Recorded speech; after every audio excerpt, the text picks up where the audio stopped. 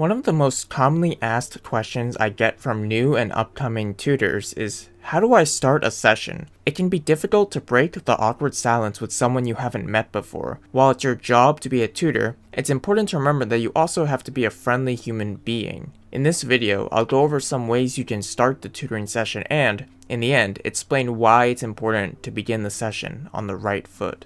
The first thing you should always do when you meet a new tutee is ask for their name, and maybe their grade or major depending on how old they are, and also briefly introduce yourself. You shouldn't be running a tutoring session without knowing who you're talking to and vice versa. I've seen way too many times where tutors jump immediately into the paper without even asking for the tutee's name, and it takes away a sort of friendliness of the tutoring center. It also helps the client feel as though they have someone to call on in the tutoring center, and they'll be significantly more likely to book an appointment with you if they know your name and you know theirs.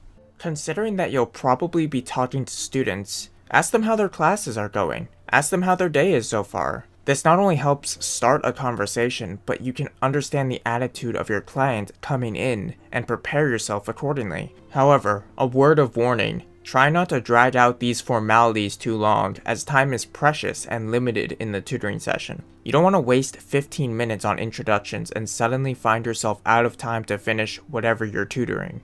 Ultimately, just talk to your client like they're an actual person, your friend even. Don't get totally blindsided by meeting someone new that you forget how to do good customer service. While dealing with an assignment is important, opening up a connection where your client can trust you to help them starts with basic courtesy. Remember that most academic problems are not solved in one tutoring session, but multiple over the course of the semester or even the year. You want to show the tutee that you're like a friend to them, that they can rely on you to help them when they need it. It's really easy to do, but neglecting to do so can discourage repeat clients simply because there isn't that personal connection. So while the advice I give in this video is really straightforward, it's an essential part of being a good tutor.